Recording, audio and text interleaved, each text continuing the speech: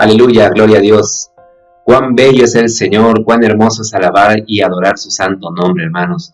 Nuestro corazón se goza, nuestro corazón se alegra cada vez que entonamos estos cantos a nuestro Dios, cuando rendimos una adoración hermosa a nuestro Dios, que sube como con ese olor fragante hasta su trono. Yo le invito a que cada vez que usted alabe, que cada vez que usted adore, pueda expresarle a nuestro Dios de lo más profundo de sus corazones cuánto le aman, que puedan expresarle lo hermoso que es, lo maravilloso que es. Amén. Hágalo de esa manera, amados hermanos, porque Él se goza cuando nosotros le expresamos todas y cada una de estas cosas. Así es que vamos a hacer también una oración para dar comienzo a la palabra, ¿verdad?, del día de hoy. Le invito a que cierre sus ojos, que incline su rostro y oremos.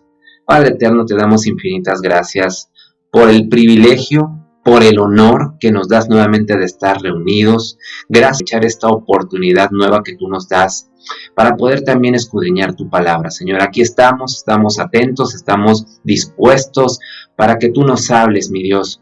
Queremos, Señor, aprovechar el tiempo. Queremos, Padre eterno, que venga esa palabra viva a todos y cada uno de nuestros corazones. Gracias, Señor, por un día más de vida. Gracias, oh Señor, porque hemos podido seguir viendo tu favor, tu amor, tu misericordia, porque hemos podido ver, mi Dios, ese amor tan grande, ese amor incondicional que has tenido para con nosotros.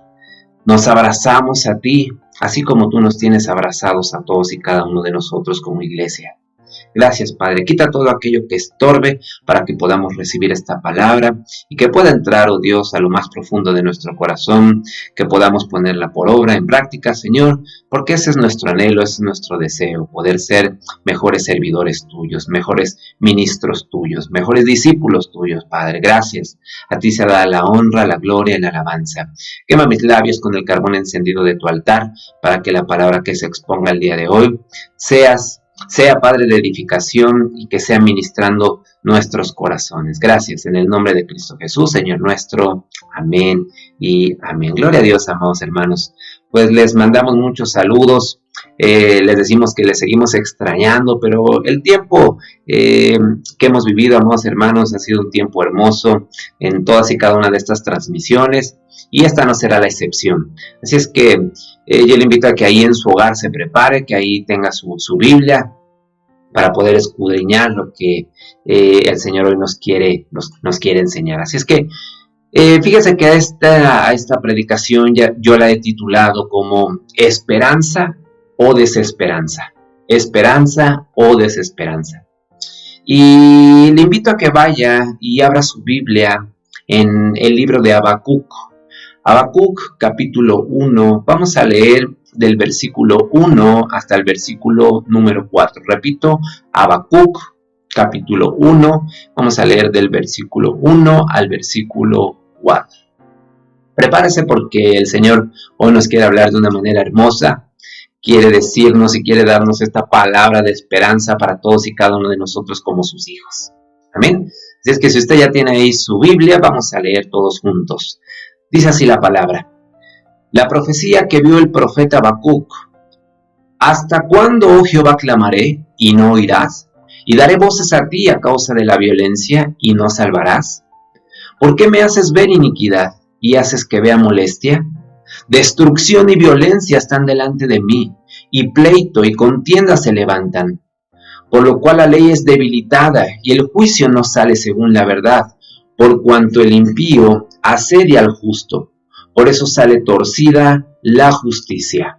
Eso es lo que dice la versión Reina Valera. Yo quiero leerle también la traducción en lenguaje actual, ¿ok? De los mismos versículos, Habacuc 1, del 1 al 4. Dice así esta traducción en lenguaje actual.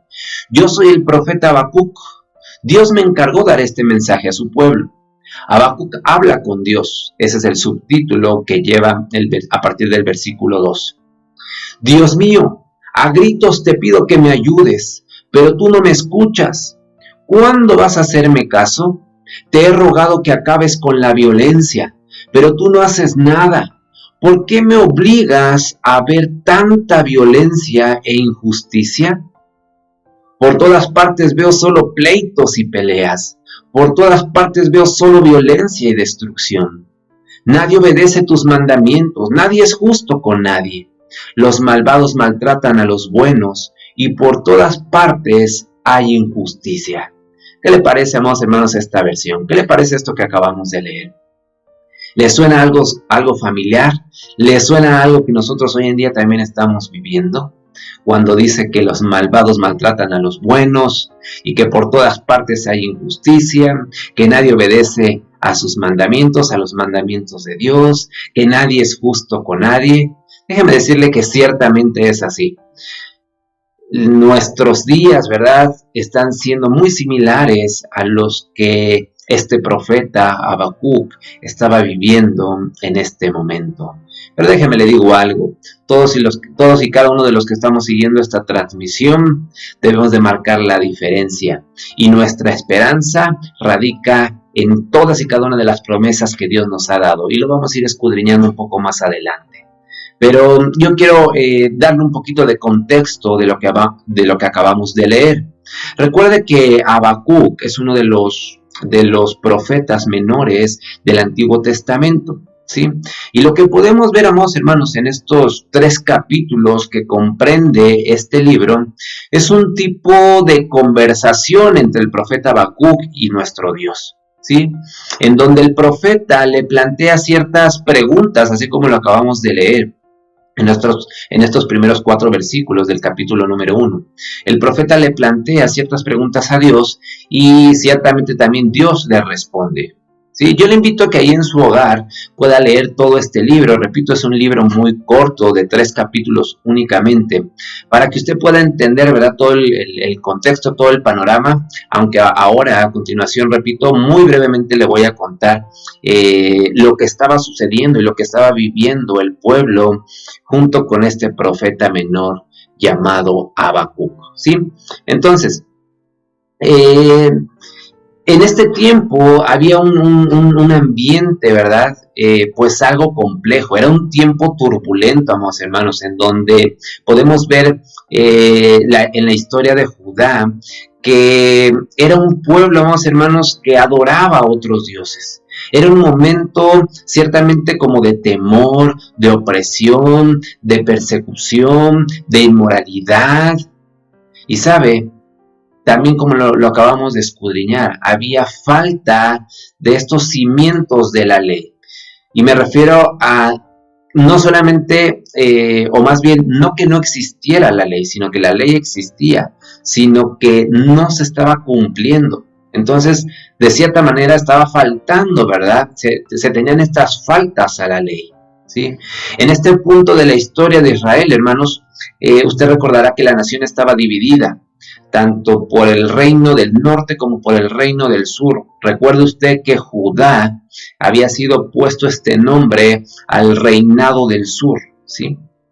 Entonces, en Judá, particularmente, repito, en este reinado o en este reino del sur, la ley había sido pues rechazada, había sido ignorada, amados hermanos, por completo. Y particularmente, ¿sabe por quiénes? Por los líderes, por los líderes.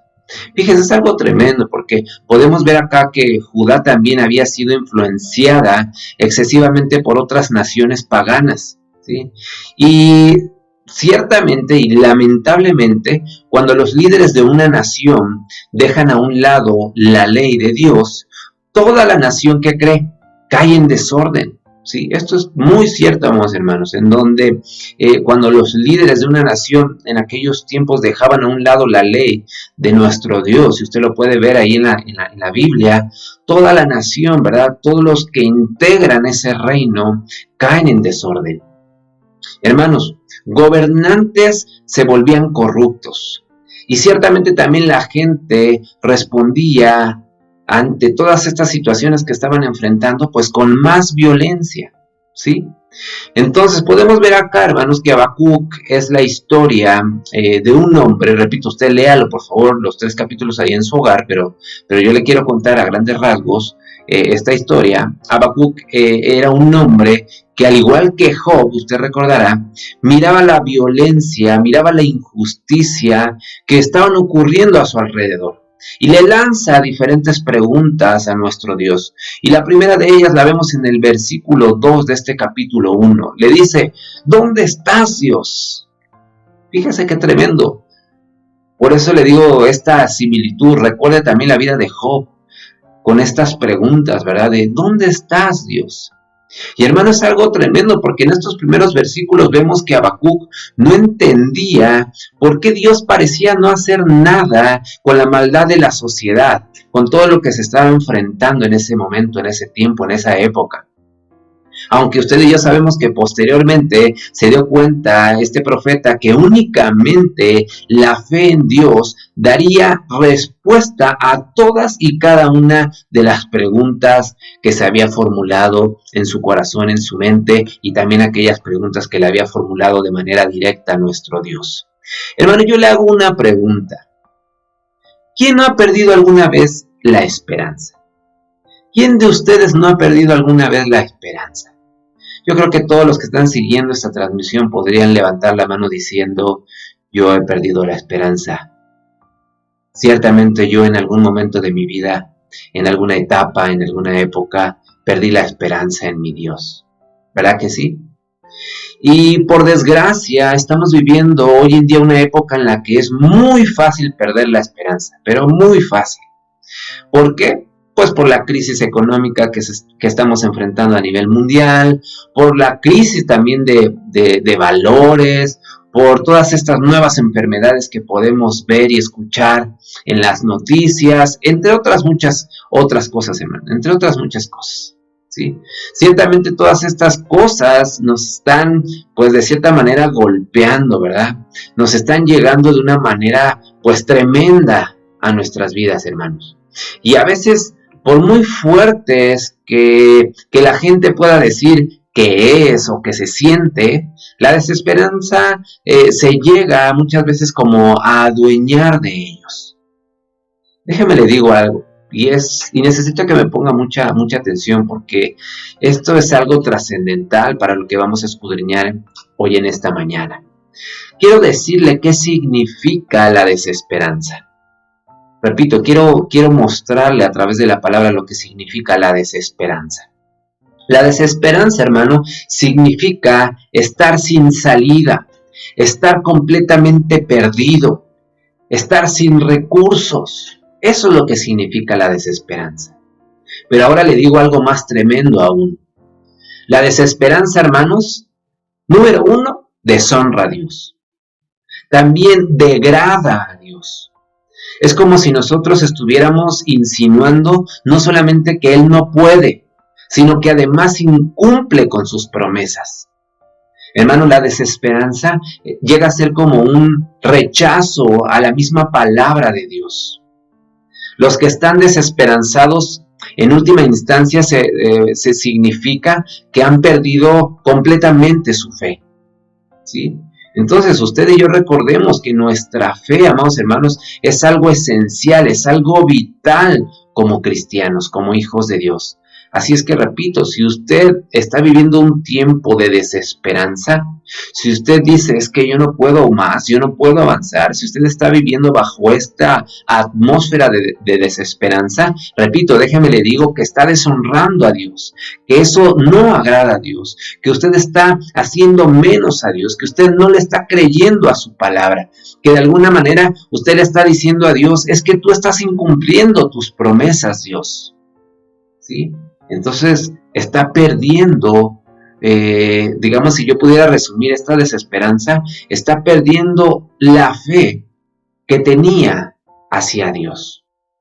Y repito, esa fe como hijos de Dios es vital, es esencial para nosotros como ministros, para nosotros como cristianos.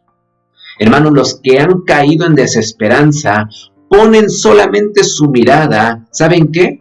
En los recursos del mundo. En lugar de confiar, amados hermanos, plenamente, fielmente en nuestro Dios. Usted recordará al mismo apóstol Pablo. Él también tuvo problemas con esta desesperanza, pero déjeme le digo que él venció a esta desesperanza. Pablo, recuerde lo que dice 2 Corintios 1, 8-10, se lo leo. Segunda de Corintios, capítulo 1, versículos del 8 al 10, dice así: porque hermanos, no queremos que ignoréis acerca de nuestra tribulación que nos sobrevino en Asia, pues fuimos abrumados sobremanera más allá de nuestras fuerzas, de tal modo que aún perdimos la esperanza, escuche, de tal modo que aún perdimos la esperanza de conservar la vida. Pero tuvimos en nosotros mismos sentencia de muerte, para que no confiásemos en nosotros mismos, sino en Dios que resucita a los muertos, el cual nos libró y nos libra, y en quien esperamos que aún nos librará de tan gran muerte. ¿Qué le parece, hermano? Entonces, repito, aquí podemos ver cómo el apóstol Pablo estaba teniendo como también estos problemas con respecto a la desesperanza. Pablo les confiesa a los corintios que casi perdió la esperanza de conservar la vida. Pero repito, Pablo venció esta sensación, amados hermanos, de desesperanza por medio de confiar plenamente, por medio de confiar de una manera segura en nuestro Dios. Y eso es algo hermoso, hermano. Porque nosotros podríamos estar viviendo, podríamos estar, amados hermanos, bajo esta atmósfera, bajo este ambiente de desesperanza, pero lo importante, lo verdaderamente importante acá es que usted sepa que en ese tiempo, que en ese momento, que en esa época, usted tiene que afianzarse más y más con nuestro Dios. Es cuando usted no se puede, amados hermanos, digamos que quitar su mano de la mano de Dios, sino que deben de estar juntos, deben de caminar juntos, deben de estar teniendo esa comunión que hemos venido hablando con nuestro Dios, ¿sí? Entonces, repito, aquí el apóstol Pablo pues estaba de alguna manera teniendo esta desesperanza, estaba viviendo y sintiendo esta desesperanza de no poder conservar la vida misma, pero dice ahí, al final, que él confió en nuestro Dios, que él se aferró a nuestro Dios para que pudiese seguir con el ministerio que Jesucristo le había encomendado, ¿verdad? Que Dios le había encomendado en esta tierra. Así es que, regresando al profeta Habacuc, también vemos que él confiesa ser sensible a esta desesperanza. Por eso dice el versículo del 2 al 4, ¿hasta cuándo, oh Jehová, clamaré y no oirás? Son preguntas tremendas que ciertamente o seguramente usted también le ha hecho en algún momento de su vida a Dios. Fíjese las preguntas que le hace Habacuc a Dios. ¿Hasta cuándo, oh Jehová, clamaré y no oirás? ¿Y daré voces a ti a causa de la violencia y no salvarás? ¿Por qué me haces ver iniquidad y haces que vea molestia? Destrucción y violencia están delante de mí, y pleito y contienda se levantan. Por lo cual la ley es debilitada y el juicio no sale según la verdad. Por cuanto el impío asedia al justo, por eso sale torcida la justicia. Hermano, en este texto se dice del profeta que incluso da voces a Dios. Y esta frase significa que grita, que de alguna manera ruge de dolor. ¿Sí? Habacuc deseaba literalmente pegar gritos, hermanos. Había estado durante ya mucho tiempo como protestando, ¿verdad? Como cuestionando por las injusticias que veía a su alrededor. Y nada hacía parecer que Dios, amados hermanos, las tuviera en cuenta, que ni siquiera Dios estuviese escuchando estas preguntas de parte del profeta. Ciertamente la desesperanza se había apoderado de la vida de Habacuc, hermano. Al igual que este profeta, nosotros también enfrentamos diferentes problemas, diferentes situaciones. Muchas veces nosotros oramos a Dios de una manera insistente, pidiéndole ayuda. Pero en algunas ocasiones, hermanos, obtenemos solamente silencio de parte de nuestro Dios. Y muchas veces no entendemos que a veces también el silencio es una respuesta de parte de Dios. ¿Y qué pasa con ello? Caemos en la desesperanza, porque no escuchamos la voz de nuestro Dios, porque no vemos esa respuesta de parte de nuestro Dios. Pero repito, aquí la parte fundamental es entender también que muchas veces Dios guarda silencio, se queda callado porque precisamente Él está trabajando en nuestra respuesta. Pero muchas veces nosotros queremos obtener esa respuesta, ¿verdad? Rápido. Hermanos, recuerden, Dios actúa de diferentes maneras. Probablemente, como le decía, aún en medio del silencio de nuestro Dios, a nuestro cuestionamiento o a nuestra pregunta, Él está trabajando. Él está obrando, Él se está moviendo. Él no es un Dios pasivo. Él es un Dios activo, Él es un Dios en movimiento.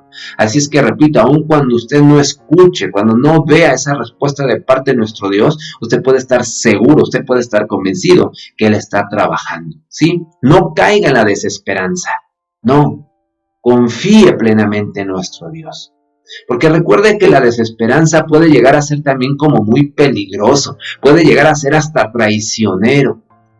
Porque sin darnos cuenta, amados hermanos, la desesperanza puede destruir varias cosas de nuestras vidas, aún en medio de nuestras propias familias, aún en medio de nuestro mismo trabajo, de la obra la cual estamos desempeñando aquí en esta tierra. ¿Y sabe qué pasa? También nos puede dar o puede llegar a tener usted una visión negativa de la soberanía de Dios. Puede llegar a tener una visión pues distorsionada del poder, de la autoridad de nuestro Dios. Por eso repito, tiene que tener mucha atención, tiene que poner mucha atención a este sentimiento, a esta desesperanza, y no permitir que venga a destruir su vida, y no permitir que venga a destruir la obra que usted ha iniciado. ¿Ok? Ahora vamos a desglosar un poco estos primeros versículos que leímos. En primer lugar, amados hermanos, podemos ver que la desesperanza, como también le mencionaba anteriormente, puede destruir tu fe en Dios. Fíjese lo que estaba viviendo acá Habacuc. Fíjese lo que estaba viviendo aquí el profeta. Se estaba dirigiendo a Dios como Jehová, ¿recuerda? Le dice Jehová, Señor. Entonces, literalmente aquí lo que Habacuc le está diciendo a Jehová es: tú Dios de pactos, tú aquel Dios que hizo esos pactos con Israel, con su pueblo. Y por tanto, amados hermanos, se esperaba que de Dios viniera el sustento, que de parte de Dios viniera la protección con aquellos, ¿verdad?, que son y se decían su pueblo. ¿Por qué? Porque Dios había de alguna u otra manera firmado, aseverado, ciertos pactos con el mismo pueblo de Israel, ¿sí? Entonces lo que está haciendo aquí Habacuc es estar como insinuando que Dios estaba descuidando a su pueblo, ya que no estaba cumpliendo los pactos que habían establecido. Es decir, hermano, que el cuidado prometido estaba faltando. Ahora, pensemos usted y yo, ¿cómo reaccionamos cuando estamos en circunstancias difíciles, hermano? Nuestra fe puede que sea lo primero que muera cuando la desesperanza nos ataca. Cuando nos vemos rodeados de problemas, muchas veces tendemos, hermanos, a olvidarnos de las promesas y del poder de Dios. Y nos parecemos muchas veces al salmista, ¿verdad? Ahí usted puede ver el Salmo 22, versículos 1 y 2, que dice así: Dios mío, ¿por qué me has desamparado? ¿Por qué estás tan lejos de mi salvación y de las palabras de mi clamor? Dios mío, clamo de día y no respondes, y de noche y no hay para mí reposo. Entonces, repito, muchas veces nosotros actuamos o decimos como aquí el salmista lo hace, ¿verdad? Nos olvidamos ciertamente de las promesas que ya Dios nos ha dado. Nos olvidamos del poder, de la soberanía y de la autoridad que Dios nos ha dado. Así es que, hermanos, cuando los problemas llegan sobre nuestras vidas, nosotros como cristianos debemos más que nunca fortalecer nuestra fe en la soberanía de Dios, en la autoridad de Dios, en el poder de Dios. Hermanos, déjenme le digo esto y escuche por favor. No vamos a sobrevivir a los peligros de este mundo hostil en el que vivimos, lleno de mentiras, lleno de engaños, sin una fe en Dios, sin una plena fe en Dios, sin una confianza plena en Dios. Hermanos, cuando ustedes y yo permitimos que la desesperanza destruya nuestra fe en Dios, entonces es cuando nosotros perdemos toda esperanza en Él. Cuando nuestra fe se cae, ¿verdad? Hermanos, entonces no debemos dejar que esta desesperanza acabe, termine con nuestra fe, no, sino todo lo contrario, que nuestra fe, nuestra confianza en Dios venza a la desesperanza, ¿ok? Entonces, ese es el primer punto, pero hay unos puntos más y que yo quiero que ponga también mucha atención a estos. Porque la desesperanza también muchas veces da pie a los conflictos. Muchas veces la desesperanza da pie a los pleitos, a la misma amargura, hermano. ¿Sí? Los que están atrapados en esta desesperanza confían, ¿saben qué? En su propia sabiduría. ¿Para qué? Pues para resolver sus problemas. ¿Pero qué cree que sucede cuando ellos confían en su propia sabiduría? ¿Sabe qué sucede? Simplemente su situación empeora.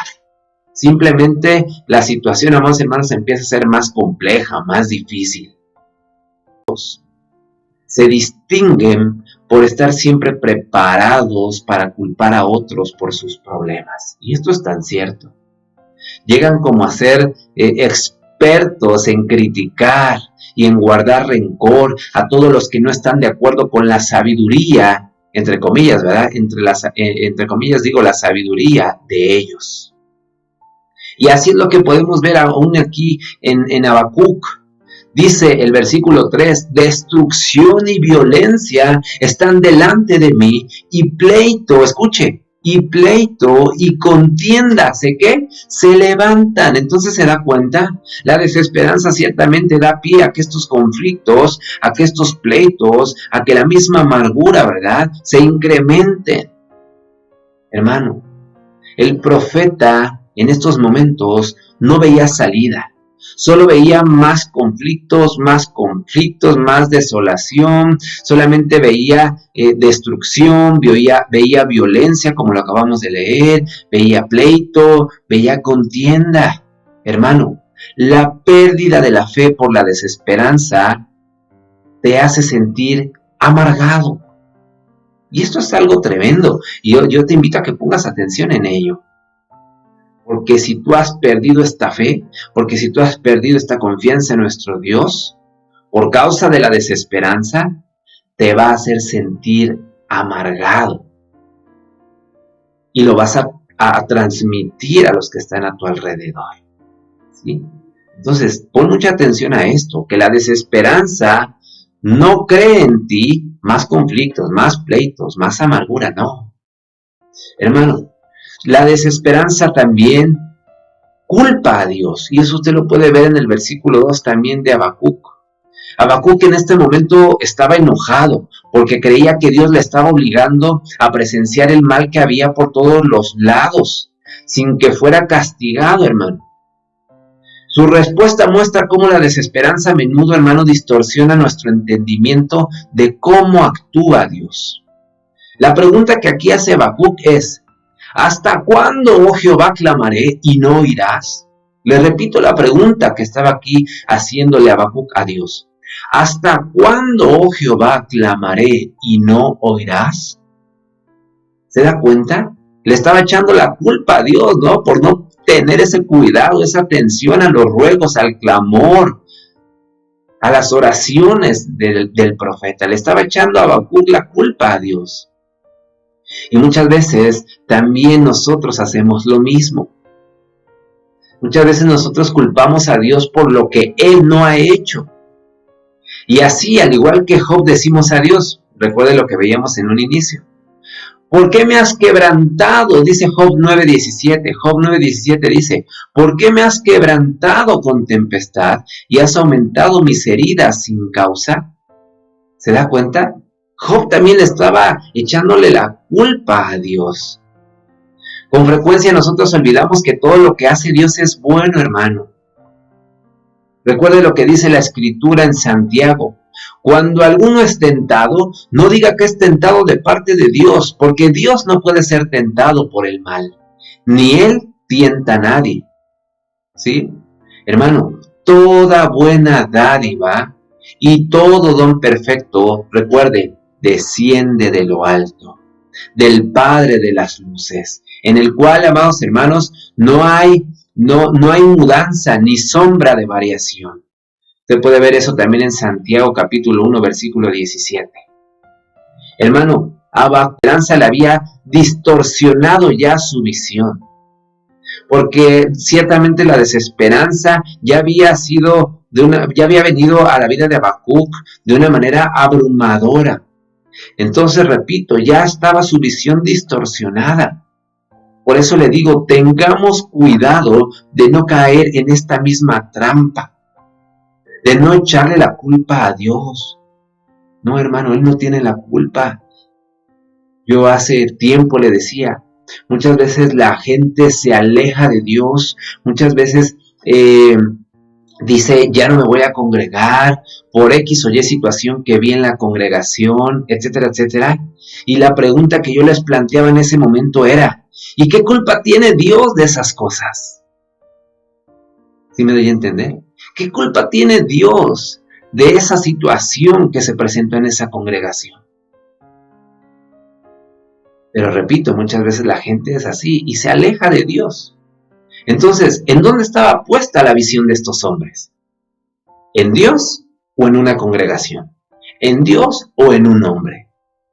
No le eche la culpa a Dios, sino que, amados hermanos, sujétese, confíe, que su fe esté plena en nuestro Dios, ¿ok? Hermano, la desesperanza también siempre va a ver lo negativo, nunca va a ver las cosas positivas. Y usted puede ver eso en el versículo 4, eso es lo que representa el versículo 4 de este capítulo 1 de Habacuc. Porque cuando Habacuc miraba a su alrededor, lo único que veía era como todo se había echado a perder. Estaba tan cegado por la desesperanza, hermano, que era ya pues incapaz de ver nada positivo en lo que Dios estaba haciendo. Y ciertamente estas palabras que nos expone este versículo 4 nos confirma esto, porque dice así, por lo cual la ley es debilitada y el juicio no sale según la verdad, por cuanto el impío asedia al justo, por eso sale torcida la justicia. Eso es lo que dice el versículo 4, hermano. Entonces aquí podemos ver que en primer lugar, lo que Habacuc estaba afirmando era que la palabra de Dios era vista con desprecio. Eso es lo que significa debilitada. Estaba muerta, sin fuerzas, estaba paralizada. Lo que quiere decir entonces, hermano, es que para Habacuc la palabra de Dios había llegado a ser, de cierta manera, ineficaz. Qué tremendo es esto. Qué tremendo es lo que la desesperanza te llega a hacer y lo que llegas a pensar por esta desesperanza. En segundo lugar, afirmaba que la justicia no se veía al no salir según la verdad, dice aquí este versículo. La justicia era según, eso es lo que está aquí diciendo Habacuc en este versículo 4. Y en tercer lugar, amos que defendían la justicia, eran tratados con hostilidad, con amenazas, con traición. Así dice, que la justicia salía ¿cómo? Torcida. Entonces, dése cuenta de este último punto. En tercer lugar, afirmábamos, hermanos, que los que estaban practicando justicia eran aquellos que estaban siendo tratados con hostilidad, con amenazas, etc. Por eso dice así, que la justicia salía torcida. Entonces, hermano, todo lo que se relacionaba con la verdad era maltratado y parecía que no había nadie, ni siquiera Dios, que corrigiera el asunto. Entonces, dése cuenta de este negativismo del profeta Habacuc. Y ciertamente también está este sentimiento, ¿verdad? De siempre ver lo negativo, muchas veces invade a las personas. Y son ciertamente también atrapados por esta desesperanza. Porque son incapaces, hermano, de ver bien alguno. Y tampoco ven perspectiva alguna de que su situación puede llegar a cambiar. Hermano, el Salmo 42, versículo 3, es un ejemplo de cómo la desesperanza puede llegar a impregnar de negativismo nuestra vida. Fíjese lo que dice, Salmo 42:3 dice, fueron mis lágrimas mi pan de día y de noche, mientras me dicen todos los días, ¿dónde está tu Dios?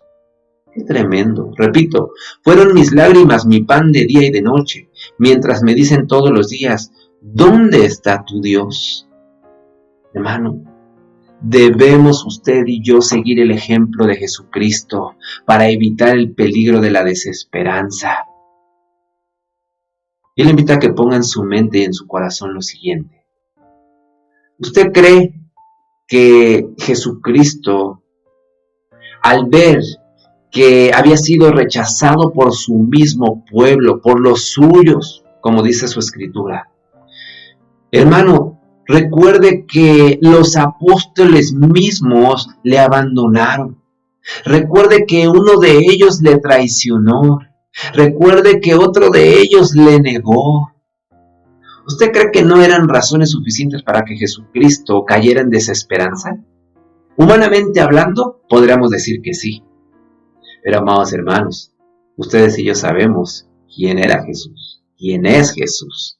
Y en ese momento en el cual vio o se vio incomprendido por los suyos, en donde se dio cuenta que los apóstoles le abandonaron, cuando se dio cuenta que le habían traicionado, cuando se dio cuenta que alguien más lo había negado, amados hermanos, en él seguía puesta, en su Padre Celestial, en el Dios vivo, seguía puesta su esperanza. Él tenía claro, amados hermanos, como comúnmente nosotros decimos, que había luz al final del camino.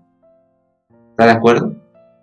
Él tenía en su mente y en su corazón que al final iba a estar su Padre Celestial. Y él siguió, amados hermanos, a pesar de cualquier obstáculo que pudiese, o más bien cualquier obstáculo que se le presentó. Él tenía en su mente que tenía que terminar la obra que le había encomendado su Padre. Hermano, debemos hacer la obra. Usted y yo debemos de hacer la obra que tenemos por delante. No permitamos que la desesperanza centre nuestra atención en las cuestiones negativas, sino recuerde, todos los que aman al Señor, todos los que aman a nuestro Dios, todas las cosas les ayudan para bien. Así es que cuando usted entiende esto, usted ve precisamente esta luz al final del camino, y esa luz se llama nuestro Dios, y esa luz se llaman las promesas que Dios nos ha dado. Así es que de gloria a Dios por eso, goces en el Señor, porque ya no más la desesperanza debe de estar en su vida y en su corazón, sino que ahora debe de habitar la esperanza de parte de nuestro Dios, que lo vamos a ver un poco más adelante. Y por último, amados hermanos, déjenme le digo que la desesperanza destruye toda esperanza para el futuro. Repito, la desesperanza destruye toda esperanza para el futuro. Hermano, en este pasaje de Habacuc, nosotros podemos ver que él no creía que en el futuro pudiera llegar el bien para su pueblo. Había llegado como a la conclusión de que la situación de Judá solo podía empeorar en lugar de mejorar. Nosotros como cristianos, nosotros como ministros, debemos entender que la esperanza para el futuro desaparece cuando la desesperanza vence nuestra fe en el presente, hermano. Entonces, nuestra fe debe de iniciar en el hoy, en el ahora, en nuestro presente. ¿Para qué, hermano? Para que en nuestro futuro podamos también encontrar y hallar esa misma esperanza. ¿Basado en qué? Basado en nuestra fe. Basado en nuestra confianza en Dios. ¿Sí? Ya Dios había advertido a los suyos acerca de esto, hermano. Si ellos rechazaban la voluntad de Dios, toda esperanza se perdería. Fíjese lo que dice Deuteronomio 28:66. Deuteronomio 28:66 dice, y tendrás tu vida como algo que pende delante de ti. Y estarás temeroso de noche y de día, y no tendrás, escuche, y no tendrás seguridad de tu vida. Qué situación tan terrible, hermano, en la que uno se puede encontrar. Vivir sin esperanza toda la vida, qué tremendo es esto. Qué tremendo es, hermano. Pero la esperanza del cristiano, escuche esto, y está fundamentado a través de la palabra, y usted lo puede ver en Hebreos 6:19. Hebreos 6:19. La esperanza del cristiano, la esperanza suya y mi esperanza, es una esperanza segura, es una esperanza firme, es como una ancla en nuestra alma. Repito, usted lo ve en Hebreos 6:19. Se sustenta en una fe que confía en que Dios tiene el poder y el deseo de darnos un glorioso futuro a todos nosotros como ministros, como hijos de Dios. Hermano, recuerde, Dios ya conoce, ya ha visto el final desde el comienzo. Ustedes y yo solamente vamos a ver ciertamente el comienzo, pero como cristianos, hermano, como cristianos que somos, hemos recibido ya una esperanza eterna, que repito, es segura, es firme.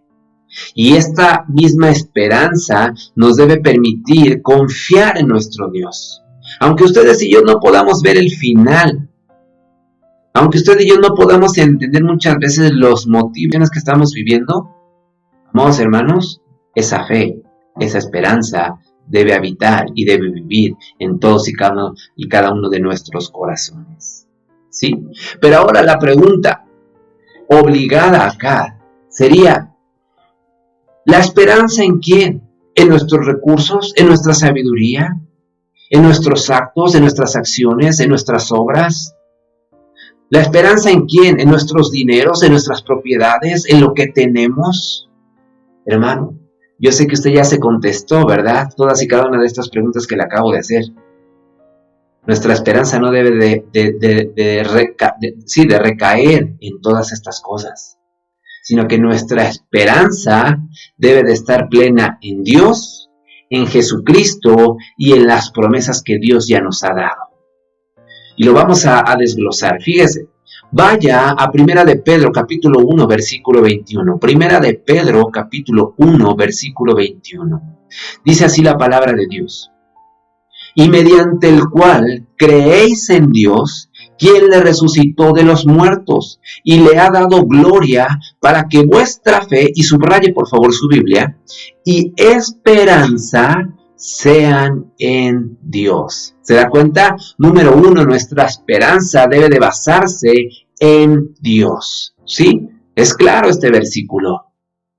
Para que vuestra fe y esperanza sean en Dios. Entonces, ya sabe, número 1, en quién debe de depositar esa esperanza, en Dios. Pero número 2, le decía, también debemos de depositar nuestra esperanza en Jesucristo, y eso lo ve usted en Primera de Timoteo 1:1.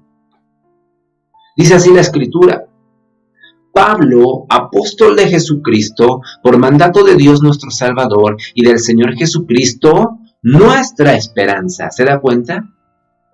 Primera de Timoteo 1:1, repito, Pablo, apóstol de Jesucristo, por mandato de Dios nuestro Salvador y del Señor Jesucristo, subraya esta parte final, y del Señor Jesucristo, nuestra esperanza.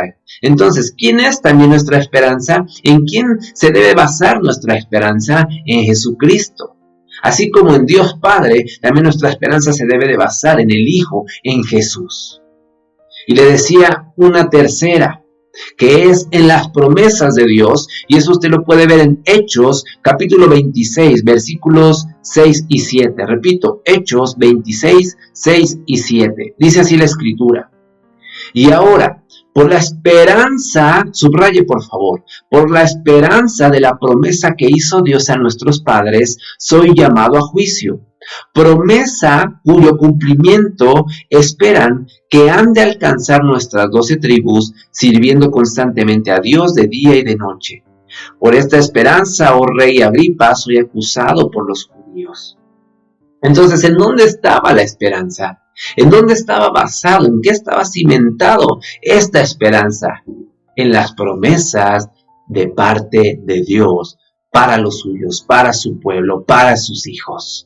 Fíjense lo que dice Tito 1:2. Tito 1:2 dice: en la esperanza de la vida eterna, la cual Dios, que no miente, prometió desde antes del principio de los siglos. Repito, en la esperanza de la vida eterna.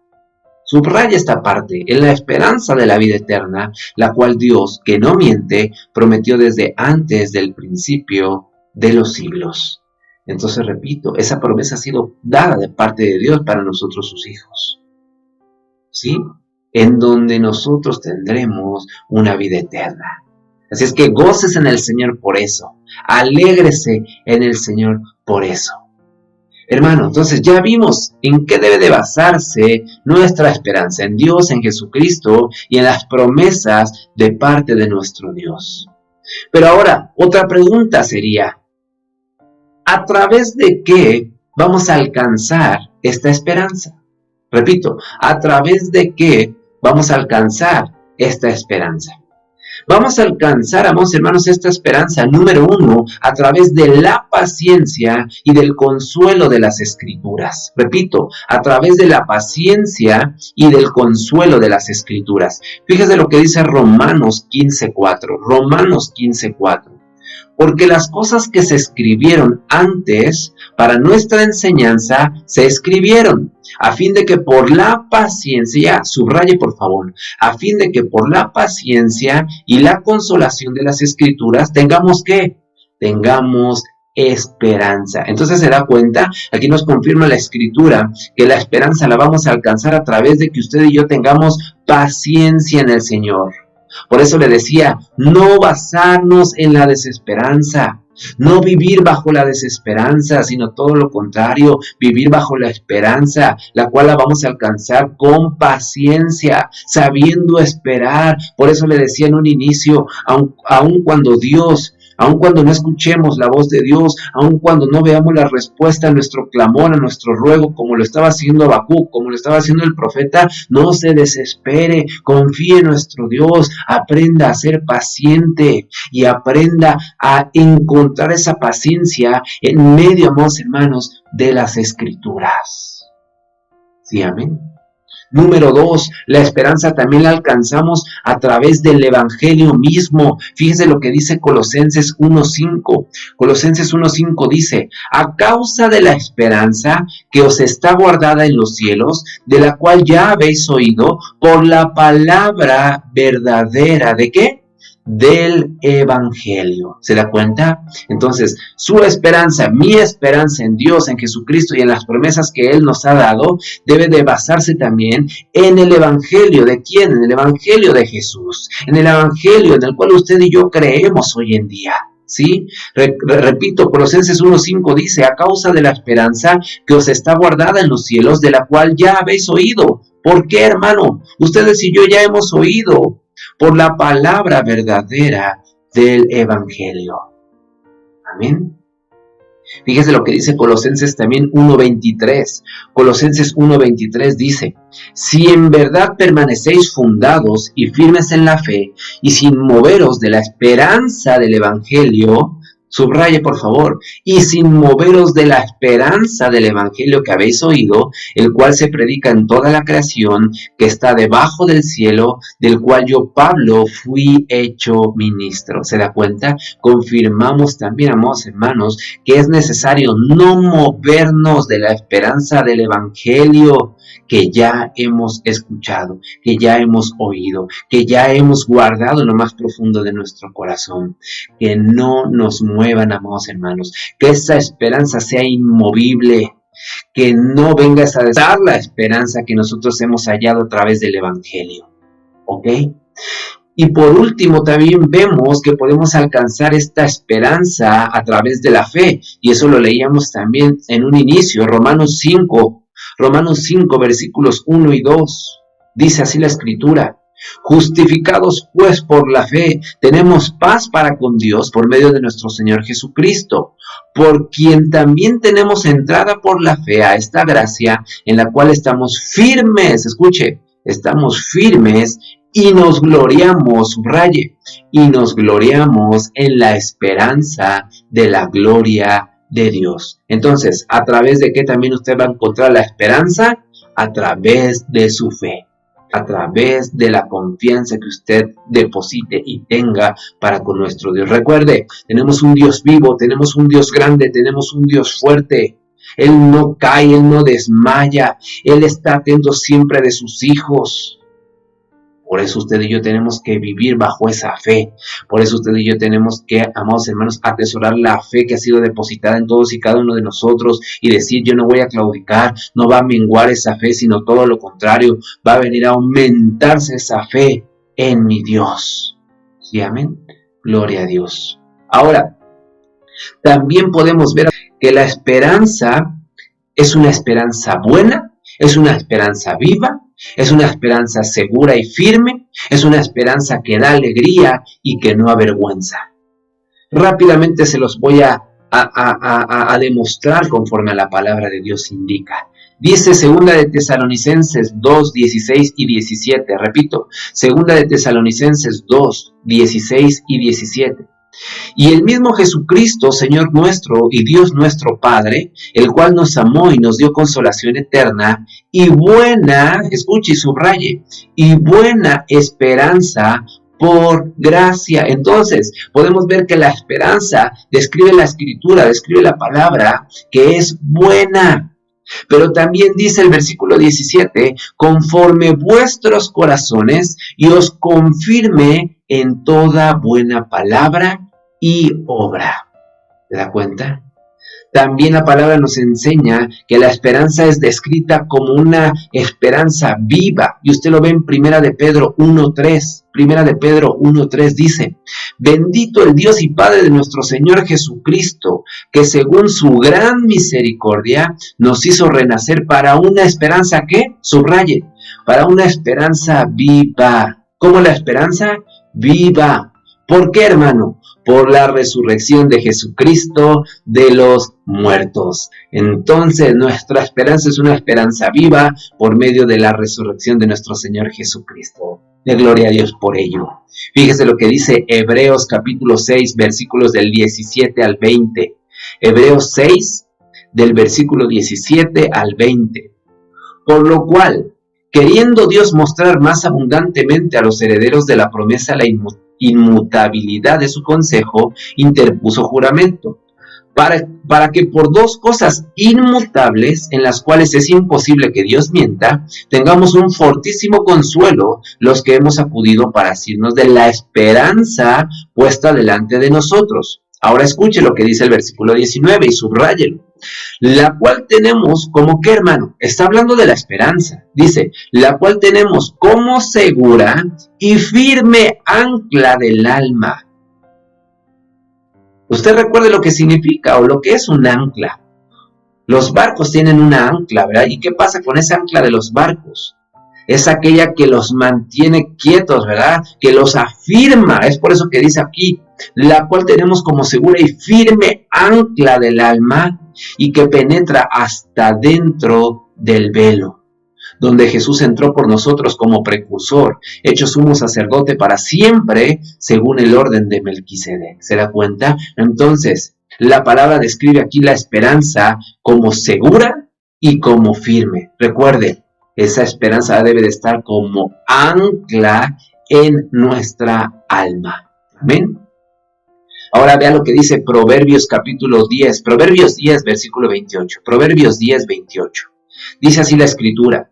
La esperanza de los justos, subraye por favor esto, la esperanza de los justos es que, hermano, es alegría.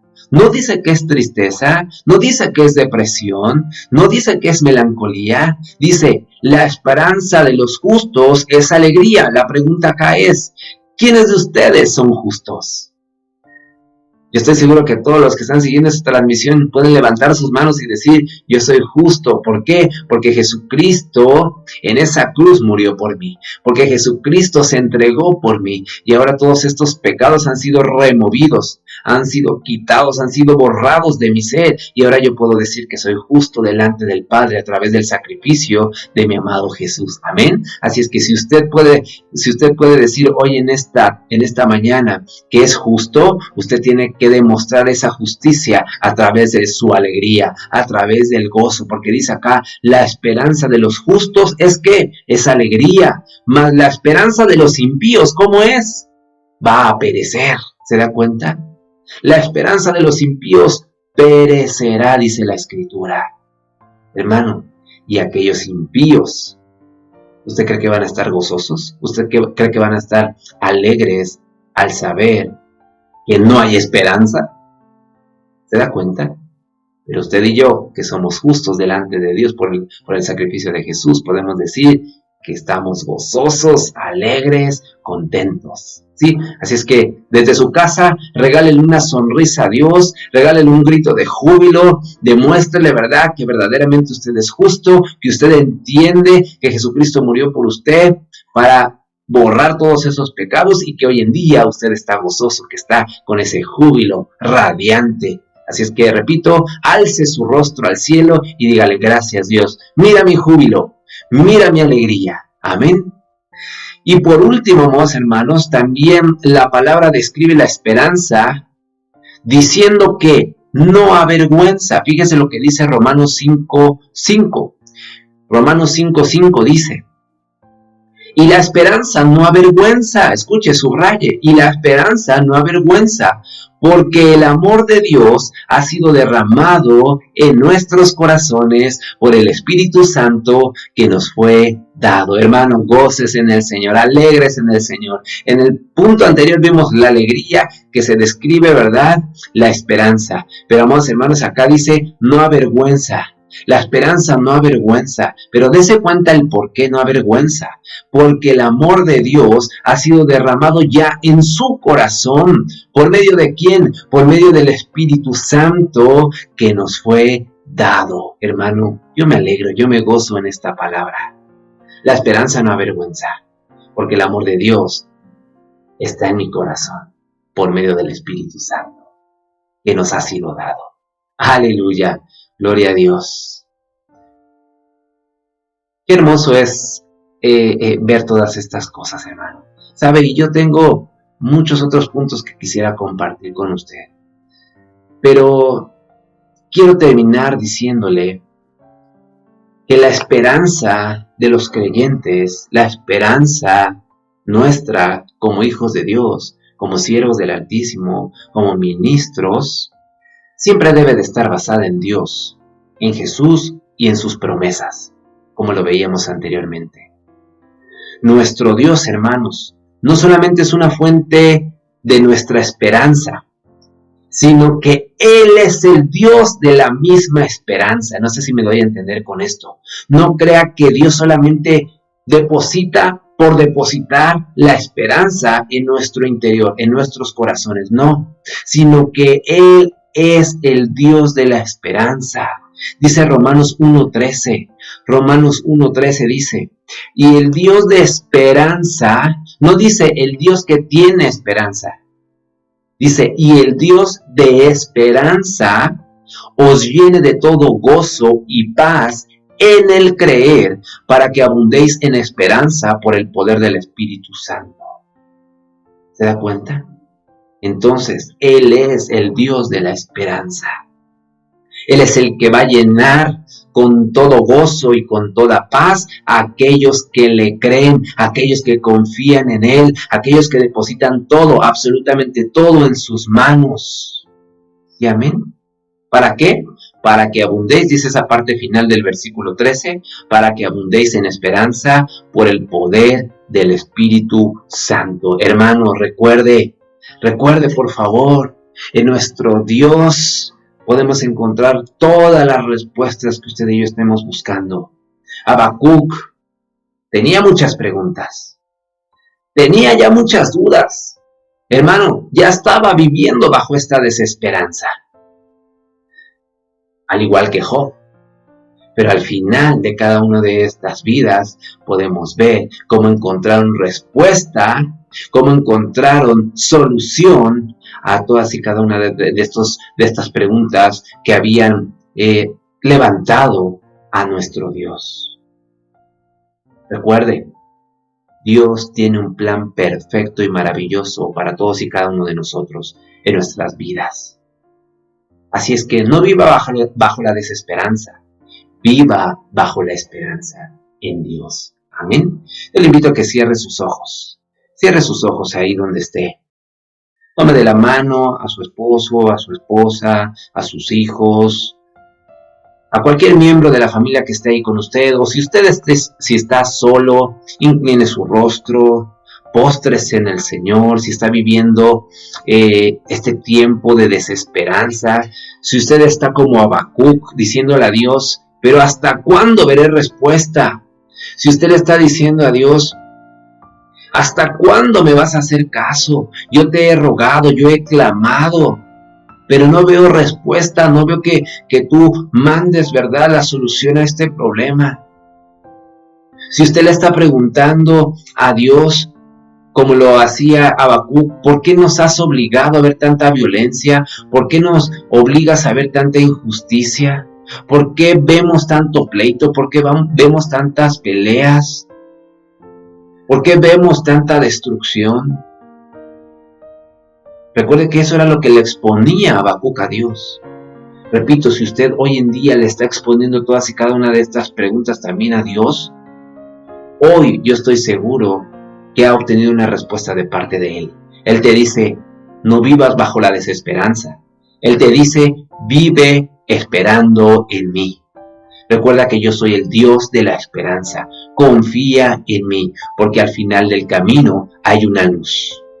Porque al final del camino yo tendré esa respuesta para ti, yo tendré esa solución para ti. Así es que es tiempo de confiar, amados hermanos, es tiempo de creerle a nuestro Dios.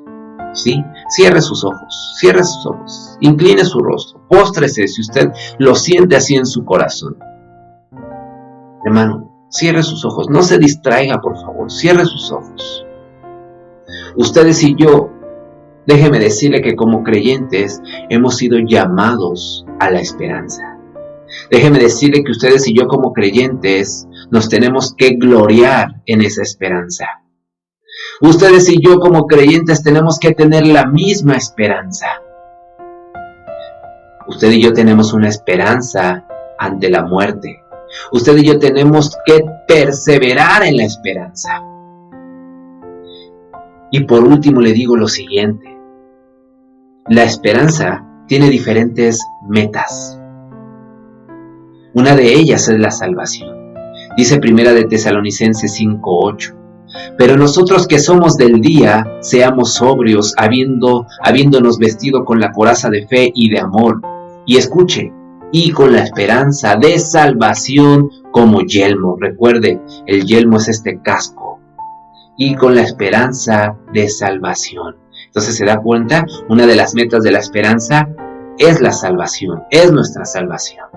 Pero también una meta es la justicia. Gálatas 5:5 dice, pues nosotros por el Espíritu aguardamos por fe la esperanza de la justicia. Repito, pues nosotros por el Espíritu aguardamos por fe la esperanza de la justicia. Otra de las metas de la esperanza es la justicia.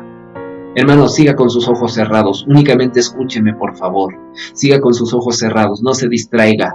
También la esperanza, una de las metas de la esperanza es una resurrección. Dice Hechos capítulo 24 versículo 15, teniendo esperanza en Dios, la cual ellos también abrigan de que ha de haber resurrección de los muertos, así de justos como de injustos. ¿Se da cuenta? Otra de las metas de la esperanza es la vida eterna. Tito 3:7 dice, para que justificados por su gracia, viniésemos a ser herederos conforme a la esperanza, escuche, a la esperanza de la vida eterna. Gloria a Dios, alabado sea su nombre, porque nuestra esperanza tiene vida y es una vida eterna. También la esperanza tiene como meta la gloria. Dice Romanos 5:2, por quien también tenemos entrada por la fe a esta gracia en la cual estamos firmes, y escuche, y nos gloriamos en la esperanza de la gloria de Dios. ¿Se da cuenta? ¿Se da cuenta? En medio de la esperanza está esa gloria. Y por último, una meta más de la esperanza es que lleva a la pureza. Repito, lleva a la pureza. Fíjese lo que dice Primera de Juan 3, del versículo 1 al 3. Repito, primera de Juan 3, del 1 al 3, dice: mirad cuál amor nos ha dado el Padre, para que seamos llamados hijos de Dios. Por esto el mundo no nos conoce, porque no le conoció a Él. Amados, ahora somos hijos de Dios, y aún no se ha manifestado lo que hemos de ser. Pero sabemos que cuando Él se manifieste, seremos semejantes a Él, porque le veremos tal como Él es. Y todo aquel, por favor escuche esto, hermano, escuche este versículo 3. Y todo aquel que tiene esta esperanza en Él, se purifica a sí mismo. Escuche, se purifica a sí mismo, así como Él es puro. Repito, así como Él es puro. Entonces aquí vemos esta meta también, que es hermosa, acerca de la esperanza, que nos lleva a la pureza, que nos lleva a ser como Jesús. Recuerda, hermano, es tiempo de vivir en esta esperanza, basada en Dios, en Jesús y en sus promesas. Recuerde, tenemos que, amados hermanos, entender que la esperanza es viva, es buena, es segura, es firme, es un ancla, es alegría y no avergüenza. Cierre sus ojos, por favor, mantenga sus ojos cerrados. Vamos a orar. Padre eterno, te damos infinitas gracias por tu palabra, porque, oh Dios, hoy nos has traído una palabra viva, hoy nos has traído una palabra eficaz. Gracias, porque hemos entendido que nuestra esperanza debe de basarse en ti, oh Dios. Nuestra esperanza debe de basarse en tu Hijo Jesucristo y en las promesas que tú has dado a nosotros como tus hijos. Tu esperanza es buena, es un ancla, es viva. Oh Dios, tu esperanza la alcanzamos a través de la paciencia, del Evangelio, de la fe. Padre, que esa alegría siempre se denote en nuestros corazones, porque estamos descansando en esa esperanza. Que entendamos que la esperanza no avergüenza, porque el amor de Dios ha sido derramado en nuestros corazones por el Espíritu Santo que nos fue dado. Gracias, Señor.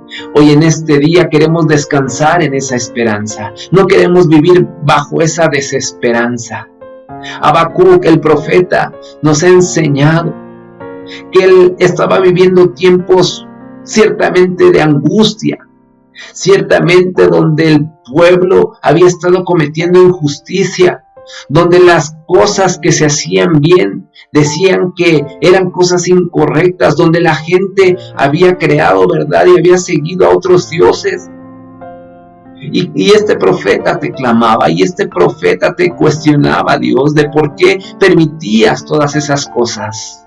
Pero posteriormente tú le diste una respuesta tremenda y le dijiste: confía en mí, cree en mí, porque yo tengo un plan perfecto para ti y para el pueblo. Y es lo mismo que tú nos dices hoy en este día a nosotros. Aun cuando no veas la respuesta, no veas la solución, yo ya la tengo.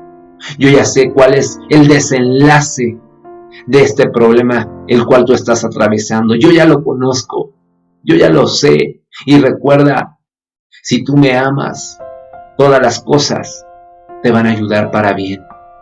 Aun cuando la respuesta que nosotros estemos pidiendo, clamando, suplicando, no sea la respuesta que Dios nos dé, siempre y cuando nosotros entendamos esta palabra de que los que amamos a Dios, todas las cosas nos ayudan para bien, vamos a poder comprender el porqué de estas situaciones, el porqué de estas respuestas. Mi Dios, muchas veces nosotros queremos encontrar la respuesta a nuestros problemas, con nuestros propios pensamientos, con nuestras propias fuerzas, con nuestros propios recursos, y no entendemos que debemos de dejarte a ti todo, absolutamente todo, para poder descansar y estar seguros en que la respuesta que tú vas a dar es la respuesta perfecta, es la respuesta ideal. Señor, caminamos en esa esperanza, vivimos en esa esperanza, nos gozamos y nos alegramos en esa esperanza. En ti, oh Dios, en tu Hijo Jesucristo y en las promesas que tú nos has dado. Alabamos y glorificamos tu nombre en esta hora, eternamente y para siempre. Amén y amén. Hermanos, yo me gozo en el Señor por esta palabra. Yo sé, estoy convencido que ha sido de edificación para todos y cada uno de nosotros. Recuerde, vivamos bajo esa esperanza. Vivamos bajo la esperanza de nuestro Dios, de Jesús y de las promesas que Él ha dado para nosotros, sus hijos. Dios les bendiga, Dios les guarde. Nos estamos viendo en las diferentes transmisiones de la semana. Aleluya.